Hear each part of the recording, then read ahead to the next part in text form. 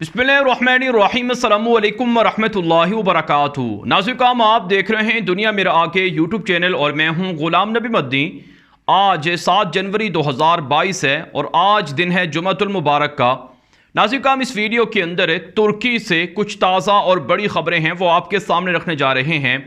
तुर्की ने दुनिया भर के अंदर जंगी तैयारों की नई इंडस्ट्री मुतारिफ करवा दी है। तुर्क सदर तैयब एर्दोगान दुनिया के अंदर बिलखुसूस इस्लामी दुनिया के अंदर तुर्की को एक दिफाई ताकतवर मुल्क बनाना चाहते हैं। इसी मंसूबे के लिए तुर्की ने दुनिया के बड़े बड़े ममालिक से टक्कर लेना शुरू कर रखी है। तुर्की ने अमरीका के F-35 जंगी जहाज़ों के मुकाबले में तुर्की के अंदर नए जंगी जहाज़ बनाने का ऐलान कर रखा है। आप जानते हैं तुर्की ने अमेरिका से F-35 जंगी जहाज़ ख़रीदने की कोशिश की थी, लेकिन अमेरिका ने तुर्की को F-35 जंगी जहाज़ ना दिए और रूस के S-400 मिसाइल सिस्टम को बुनियाद बनाकर तुर्की के ख़िलाफ़ पाबंदियां भी लगाईं। लेकिन अब तुर्की के सदर तैयब एर्दोगान तुर्की को हर मैदान में ताकतवर बनाना चाहते हैं ताकि खिलाफत उस्मानिया को ज़िंदा करने के लिए जो ज़रूरियात हैं वो पूरी हो सकें। नाज़रीन, इस हवाले से एक ताज़ा खबर सामने आ रही है कि तुर्की ने अमेरिका, यूरोप, चीन को पीछे छोड़ने का ऐलान कर दिया है। जदीद तरीन जंगी तैयारों की तैयारी के लिए तुर्की की तारीख का सबसे बड़ा दिफाई मनसूबा तैयब एर्दोगान ने शुरू कर दिया है। इसके लिए 65,000 मुरब्बा किलोमीटर पर जंगी जहाज़ बनाने की एक नई फैक्ट्री लगाई गई है जो 2025 तक तुर्की को F-35 जंगी जहाज़ों के मुतबादिल लड़ाका तैयारे MMU तैयार करके देगी, जिसे इंटरनेशनली आलमी सतह पर TFX के नाम से जाना जाता है। नाज़रीन, इस रिपोर्ट के अंदर कहा गया है कि $17 मिलियन से ज़ायद की रकम खर्च होगी इस सबसे बड़ी जो फैक्ट्री लगाई गई है जहाज़ों की इस पर, और इसके अंदर हज़ारों मुलाज़िमीन को मुलाज़मत मिलेगी और इसी तरह से इसके अंदर 6,000 से ज़ायद जंगी जहाज़ बनाने वाले इंजीनियर्स और माहिरीन की खदमात ली जाएंगी। तैयब एर्दोगान ने इस मंसूबे की इफ्तिताही तकरीब से खिताब करते हुए कहा है कि 2023 तक हमारा जदीद तरीन लड़ाका तैयारा वो मैदान में आ जाएगा, दुनिया के सामने आ जाएगा और दुनिया को पता चल जाएगा कि तुर्की के पास भी जदीद तरीन लड़ाका जंगी जहाज़ मौजूद हैं।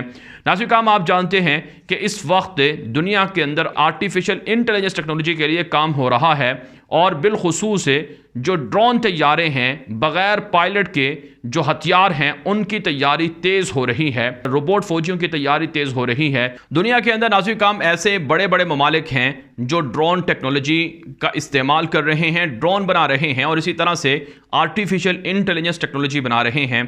तुर्की दुनिया के टॉप 3 ममालिक के अंदर शामिल है जो ड्रोन तैयारे बना रहे हैं और तुर्की के ड्रोन तैयारे दुनिया भर के अंदर पॉपुलर हो रहे हैं। इस कदर मशहूर हो चुके हैं कि अमरीकी सदर जो बाइडन ने खुद तुर्की के ड्रोन तैयारों पर तशवीश का इजहार करते हुए एक कमेटी बनाई है और वो कमेटी दरअसल इस बात का जायज़ा लेगी कि तुर्की ने कहीं अमेरिका से हथियार खरीद कर, पुर्जे खरीद कर ड्रोन टेक्नोलॉजी तो नहीं बनाई है और फिर तुर्की के ड्रोन टेक्नोलॉजी के ख़िलाफ़ अमेरिका पाबंदी भी लगा सकता है।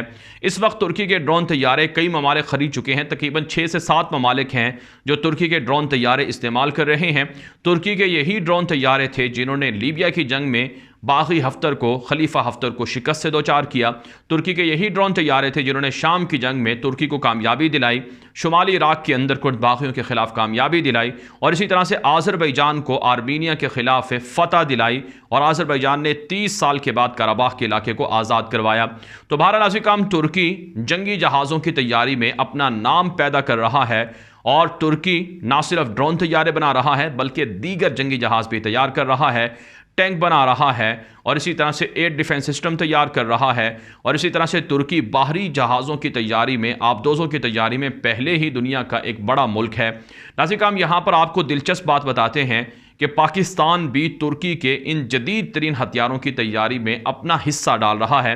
अगरचे पाकिस्तान के अंदर नाज़रीन इकराम जो दिफाई टेक्नोलॉजी है वो तैयार हो रही है और पाकिस्तान खुद अपने एयर डिफेंस सिस्टम को बना रहा है, ड्रोन को बना रहा है और इसी तरह से पाकिस्तान के अंदर टैंक बन रहे हैं और पाकिस्तान के अंदर जो जदीद आर्टिफिशियल टेक्नोलॉजी है, इंटेलिजेंस टेक्नोलॉजी है, उसका इस्तेमाल हो रहा है।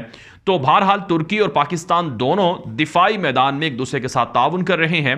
इसका अंदाज़ा आप इससे लगा सकते हैं कि तुर्की के आर्मी चीफ और तुर्की के नायब आर्मी चीफ है वो पाकिस्तान के विजिट पर आ चुके हैं और पाकिस्तान के आला हुकाम से उनकी मुलाकातें हो चुकी हैं और पाकिस्तान के भी सीनियर फौजी अफसरान तुर्की का वक्फे से विजिट करते रहते हैं। तो पाकिस्तान का और तुर्की का जदीद दिफाई मैदान में अपने आप को मजबूत और ताकतवर करना ये मुसलमानों के गलबे की अलामत है और इससे यकीनन उम्मत मुस्लिमा का उरूज मजबूत होगा और जो मुसलमान मजलूम हैं उनको इससे फ़ायदा मिलेगा। नाज़रीन काम, आज अगर अमेरिका की दुनिया के अंदर बदमाशी है तो उनके जंगी हथियारों की वजह से है। रूस अगर दुनिया के अंदर धमकियां देता है मुसलमान मुल्कों को या किसी भी मुल्क को तो वो हथियारों की वजह से है। चाइना अगर अमेरिका को ललकारता है तो उसके पास ऐसी टेक्नोलॉजी है जिससे अमेरिका को भी डर है और भारत पाकिस्तान को आंखें दिखाता है। इसका मतलब यह है कि उसके पास भी ऐसे हथियार हैं जिससे वह पाकिस्तान को धमकियां देता है। और इसराइल भी दुनिया भर के अंदर अपनी बालादस्ती कायम करने के लिए जो कुछ साजिशें कर रहा है इसके पीछे भी उनकी दिफाई सलाहियत है। तो इसलिए नाज़रीन काम, पाकिस्तान को और तुर्की को और दीगर मुसलमान मुल्कों को अपनी ताकत जो दिफाई तवानाई है, दिफाई ताकत है, उसे मजबूत करना चाहिए। कुरान पाक के अंदर वाज़ेह इरशाद अल्लाह ताला का मौजूद है, वअइद्दू लहुम मस्तताअतुम मिन कुव्वतिन व मिन रिबातिल खैल तुरहिबून बिही अदुव्वल्लाहि व अदुव्वकुम। जब मुसलमानों के पास एटमी हथियार होंगे, जब मुसलमानों के पास जदीद तरीन हथियार होंगे, लड़ाका जंगी जहाज़ होंगे जो अमेरिका और चाइना और रशिया और यूरोप पर हावी होंगे, तो यकीनन ये ममालिक मुसलमानों के सामने घुटने टेकेंगे और ये ममालिक मुसलमानों के सामने सर तस्लीम खम करेंगे। तो बहरहाल नाज़रीन काम, तुर्की का ये जो मंसूबा है इसे सराहा जा रहा है और इस मंसूबे से America, Europe, China, Russia, France, यूनान, इसराइल और दीगर ममालिक पर लर्जा तारी हो गया है। इसराइल बिलखुसूस तुर्की के इन मंसूबों पर काफ़ी तशवीश में है और ये कह रहा है कि ये इसराइल के लिए ख़ित्ते में ख़तरनाक बात है और यूनान के साथ, फ्रांस के साथ, अमेरिका के साथ मिलकर इसराइल साजिशें करने में भी मसरूफ़ है। आप जानते हैं तुर्की के जंगी जहाज़ और ड्रोन तैयारे बनाने वाले कई इंजीनियर्स को और कई जो ऐसे एक्सपर्ट थे उनको जो हादसात हैं उनके अंदर उनको शहीद करवाया गया है। लेकिन अब उर्दगान ने कहा है कि दुश्मन चाहे जितनी मर्जी साजिशें कर लें, हम अपनी तैयारी जारी रखेंगे और पीछे हटने वाले नहीं हैं। नाज़रीन काम, तुर्की ने अपने दिफाई बजट को 75 अरब डॉलर तक बढ़ा दिया है और सालाना जो रेवेन्यू है इन दिफाई प्रोजेक्ट से वो 10 अरब डॉलर तक रखा गया है।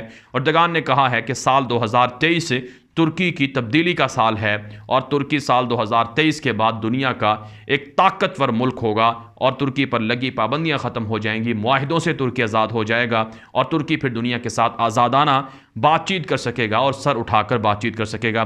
नाज़रीन काम, तुर्की ने साल 2021 के अंदर 3 अरब डॉलर की जो दिफाई प्रोडक्ट्स हैं वो सेल की हैं और तुर्की अफ्रीकी ममालिक के अंदर सबसे ज़्यादा असलहा फ़रोख्त करने वाला मुल्क है। अफ्रीका के साथ सबसे ज़्यादा डिप्लोमेटिक रिलेशंस भी वो तुर्की ही के हैं, सफारत खाने भी सबसे ज़्यादा तुर्की के अफ्रीका ही के अंदर हैं और तुर्की मुख्तलिफ़ मुल्कों के अंदर जो फ़ौजी छावनियाँ हैं, फ़ौजी अड्डे हैं वो भी बना रहा है। और इससे बात वाज़ेह होती है कि तुर्की अब दुनिया के अंदर खिलाफत उस्मानिया को बहाल कर रहा है और तैयब एर्दोगान खामोशी से मेहनत कर रहे हैं। जहाँ नाज़रीन काम तुर्की दिफाई मैदान में आगे जा रहा है, वहीं मुआशी मैदान में भी तुर्की तरक्की कर रहा है। जिस तरह से दुनिया के अंदर मेड इन चाइना की अशिया हर जगह पर मिलती हैं, बिकती हैं, फ़रोख्त होती हैं, तुर्की भी इसी तरह करना चाह रहा है। और तुर्की ने मजमूई तौर पर साल 2021 के अंदर 225 अरब डॉलर्स की एक्सपोर्ट्स की हैं और ये बहुत बड़ी तादाद है। अब तुर्की ने साल 2022 का हुजम रखा है, जो तखमीना लगाया गया है वो 250 अरब डॉलर का लगाया गया है। इसका मतलब ये है कि तुर्की अपने मुल्क के अंदर चीज़ों को बनाकर, प्रोडक्ट को बनाकर दुनिया के अंदर बेच रहा है, जिससे तुर्की की इकॉनमी को फ़ायदा होगा। नाज़रीन काम, जो मंसूबे तैयब एर्दोगान ने शुरू कर रखे हैं, अगरचे तुर्की की इकॉनमी पर काफ़ी माशी गरदगरों के हमले हो रहे हैं और तुर्की को जो करेंसी है लीरा उसको डीवैल्यू किया जा रहा है, लेकिन एर्दोगान डटे हुए हैं, मुकाबला कर रहे हैं। और कामयाब शख्स वही होता है जो मुश्किलात में सरवाइव करे, जो मुश्किलात को झीले, बर्दाश्त करे और आगे निकले। और तैयब एर्दोगान यही कुछ कर रहे हैं। 22-23 साल उनकी हुकूमत को हो चुके हैं, कामयाबी से आगे जा रहे हैं। मुस्लिम हुक्मरानों को, पाकिस्तान को तुर्की की इन पॉलिसियों से सीखना चाहिए और अपने मुल्क को भी इसी तरह से ताकतवर बनाना चाहिए, ताकि मुसलमान ताकतवर हों और दुश्मन मुसलमानों के मुकाबले में, कुफ्रिया ताकतें मुसलमानों के मुकाबले में कमज़ोर हों, मगलूब हों। यह वीडियो दोस्तों के साथ व्हाट्सएप पर, फेसबुक पर, ट्विटर पर, इंस्टाग्राम पर, हर जगह पर शेयर कर दें ताकि लोग मालूमात और हक़ाइक़ हासिल कर सकें। अगर आपने अभी तक हमारा दूसरा YouTube channel Ghulam Nabi Madani subscribe नहीं किया, उसे लाजमी सब्सक्राइब कर लें, क्योंकि वहाँ पर आपको दुनिया भर से 10 बड़ी खबरों का सिलसिला देखने को मिलेगा और वहाँ पर आपको मुफीद मालूमात और वीडियोज़ देखने को मिलेंगी जो आप हमारे इस चैनल पर नहीं देख सकते हैं। अब तक के लिए इतनी इजाज़त दीजिए। अस्सलामु अलैकुम वरहमतुल्लाहि वबरकातुहू।